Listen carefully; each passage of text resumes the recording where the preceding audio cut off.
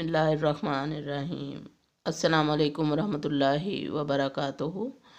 عزیز سامعین، ہم قرآن پاک کا اردو ترجمہ شروع کرنے سے پہلے قرآن مجید کا تعارف پڑھ رہے ہیں آج کل۔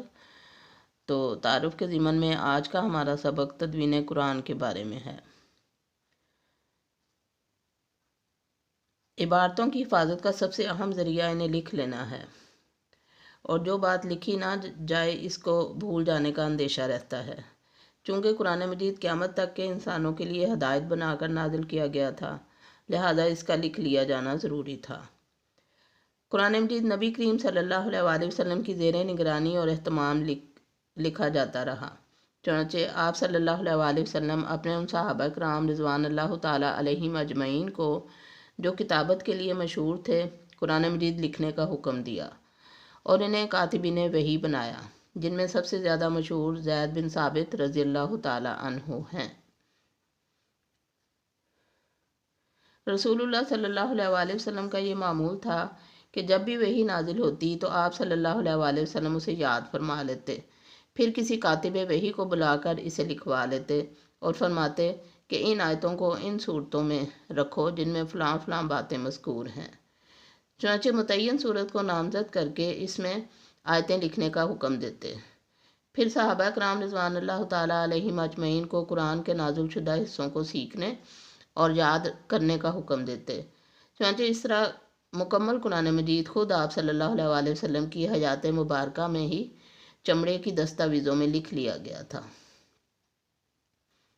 جبرائیل علیہ السلام ہر سال ایک مرتبہ نبی کریم صلی اللہ علیہ وآلہ وسلم کے ساتھ ایک دور فرماتے تھے، اور جس ترتیب کے مطابق جیسی وہ آج مسلمانوں کے ہاتھوں میں موجود قرآن مجید میں ہے، تاکہ اللہ کا یہ فرمان ثابت ہو جائے کہ اِنَّا عَلَيْنَا جَمْعَهُ وَقُرْآنَهُ فَإِذَا قُرْآنَهُ فَاتَّبِعْ قُرْآنَهُ۔ القیامہ 17:18۔ اس کا جمع کرنا اور آپ صلی اللہ علیہ وآلہ وسلم کی زبان سے پڑھنا ہمارے ذمہ ہے۔ ہم جب اسے پڑھ لیں تو آپ اس کے پڑھنے کی پیروی کریں، اور یہ بھی سَنُقْرِئُکَ فَلَا تَنْسَىٰ، سورۃ الاعلیٰ 6۔ ہم تجھے پڑھائیں گے پھر تو نہ بھولے گا۔ قرآن مجید کو صحیفوں میں جمع کرنا۔ رسول اکرم صلی اللہ علیہ وآلہ وسلم کی وفات کے بعد حضرت ابوبکر صدیق رضی اللہ تعالیٰ عنہ نے قرآن مجید کو مرتب صحیفوں کاپیوں میں جمع کرنے کا حکم دیا، تاکہ حافظوں کے وفات پاتے رہنے یا جن دستاویزوں میں قرآن مجید لکھا گیا تھا ان کے ضائع ہونے کی وجہ سے قرآن مجید کا کوئی حصہ ضائع نہ ہو جائے، اور یہ ذمہ داری حضرت زید بن ثابت رضی اللہ تعالیٰ عنہ نے انجام دی۔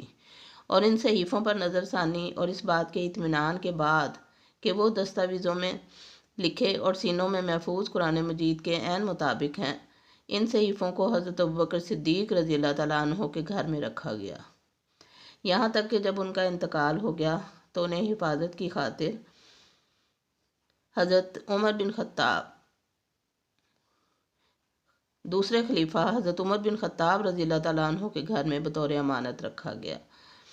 اور ان کی وفات کے بعد رسول اکرم صلی اللہ علیہ وآلہ وسلم کی زوجہ مطہرہ ام المومنین حضرت حفصہ بنت عمر رضی اللہ تعالیٰ عنہ کے گھر میں محفوظ کیا گیا۔ جب اسلام پھیلا تو مسلمانوں کو قرآن مجید کے نسخوں کی ضرورت محسوس ہوئی، تاکہ وہ ان میں دیکھ کر قرآن مجید پڑھ سکیں۔ تب بعض صحابہ رضوان اللہ تعالیٰ علیہم اجمعین اس وقت کے خلیفہ حضرت عثمان رضی اللہ تعالیٰ عنہ کو مشورہ دیا کہ لوگوں کو ایک مثالی نسخے پر جمع کر دیا جائے جسے سب لوگ پڑھنے کے لیے استعمال کریں۔ تو انہوں نے حضرت زید بن ثابت رضی اللہ تعالیٰ عنہ کی سربراہی میں قرآن مجید کے حافظوں کی ایک ایسی جماعت ٹیم کو، جو لکھنا جانتے تھے، یہ ذمہ داری سونپی کہ وہ ان ساری کاپیوں کو جن میں حضرت ابوبکر صدیق رضی اللہ تعالیٰ عنہ کے زمانے میں قرآن مجید لکھا گیا تھا، ایک نسخے میں جمع کر دیں۔ چنانچہ وہ سارے صحیفے ایک مصحف میں جمع کر دیے گئے۔ پھر اس مکمل مصحف کے کئی مکمل نسخے نقلیں بنائی گئیں اور سارے مسلم شہروں میں ایک ایک نسخہ روانہ کیا گیا، اور مسلمانوں کو حکم دیا گیا کہ اس سے نسخے یا نقلیں تیار کریں۔ آج دنیا میں قرآن مجید کے جتنے بھی نسخے ہیں، چاہے وہ ہاتھوں سے لکھے ہوئے ہوں یا پریس میں چھپے ہوئے ہوں، ان سب کی اصل وہی پرانے نسخے ہیں جو نقل کیے گئے اور شہروں میں بھیجے گئے، اور ان نسخوں کی عبارت میں کوئی اختلاف ہے نہ ترتیب میں۔ اور آج تک مسلمان قرآن مجید کی طباعت کا اہتمام کرتے ہیں، اور یہ طباعت کی جدید سہولتوں، آلات اور ٹیکنالوجی کو اس کے لیے استعمال کرتے ہیں تاکہ قرآن مجید کی کتابت رسم عثمانی، جیسے اسے حضرت عثمان بن عفان رضی اللہ تعالیٰ عنہ کے زمانے میں لکھا گیا تھا، کے مطابق بہترین، عمدہ ترین اور محفوظ ترین معیار پر کی جا سکے۔ اور شاہ فہد قرآن کریم پرنٹنگ کمپلیکس ایک نمایاں ترین دلیل ہے۔ قرآن مجید سے تعلق اور اہتمام اور مملکت سعودی عرب کے حکمرانوں کی قرآن مجید سے دلچسپی، اس کی خدمات کے شوق اور اس کے جذبے کی کہ ہر مسلمان قرآن مجید کا ایسا نسخہ بآسانی حاصل کر سکے جس کی نہ صرف طباعت دیدہ زیب اور جلد انتہائی معیاری ہو، بلکہ جو ہر پہلو سے بہترین اور محفوظ ترین ہو۔ قرآن مجید کی ترتیب اور اس کے حصے۔ قرآن کریم سورہ فاتحہ سے شروع ہوتا ہے اور سورہ ناس پر ختم ہوتا ہے۔ وہ 114 صورتوں پر مشتمل ہے۔ اس کی موجودہ ترتیب توقیفی ہے، یعنی نبی کریم صلی اللہ علیہ وآلہ وسلم سے لی گئی ہے اور نزولی ترتیب کے مطابق نہیں ہے، اس لیے کہ سب سے پہلے جو صورت نازل ہوئی وہ سورۃ العلق ہے، حالانکہ اس کا نمبر 97 ہے، اور صحابہ رضوان اللہ تعالیٰ علیہم اجمعین آیتوں اور صورتوں کی اس ترتیب کو نبی کریم صلی اللہ علیہ وآلہ وسلم کے پڑھنے سے معلوم کرتے تھے۔ آج کل قرآن مجید میں 30 پارے ہیں، ہر پارے کے 2 حزب آدھے پارے ہیں اور ہر حزب 4/4 پر مشتمل ہے۔ اس تقسیم کا غالب انحصار علماء کے اجتہاد پر ہے، اور اس کا مقصد مسلمانوں کے لیے قرآن مجید کی تلاوت میں آسانی پیدا کرنا ہے۔ قرآن مجید کی تعلیم حاصل کرنا۔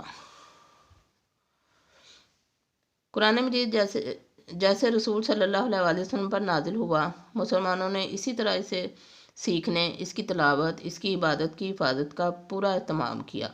چنانچہ حفاظ، قراء و صحابہ کرام نے تابعین کو اس کی تعلیم دی تاکہ وہ اس کی عبارت کو محفوظ کر لیں، اور ہر آیت پر روک روک کر انہیں سمجھایا تاکہ ان کے معنی کو اچھی طرح سمجھ لیں۔ اس طرح انہوں نے علم اور عمل دونوں سیکھا۔ پھر حفاظ تابعین نے قرآن مجید پڑھانے کے مدارس بنائے اور جو کچھ انہوں نے سیکھا تھا اس کی پابندی کی، چاہے وہ تلاوت کا پہلو ہو یا عبارت کی حفاظت کا۔ حروف اور کلمات کی گنتی، آیتوں اور صورتوں کی ترتیب، اور اسے پڑھنے اور پڑھانے اور ترتیل کی کیفیت کے پہلو۔ چنانچہ قرآن مجید آج تک اسی طرح پڑھایا، حفظ کرایا اور تلاوت کرایا جاتا ہے، اور طالب علم اسے اپنے حافظ، قاری، شیخ کی زبانی فصیح ترین عربی زبان میں اسی طرح سیکھتا ہے جس طرح رسول اکرم صلی اللہ علیہ وآلہ وسلم پر نازل کیا گیا تھا۔ وما علینا الا البلاغ۔ اللہ حافظ۔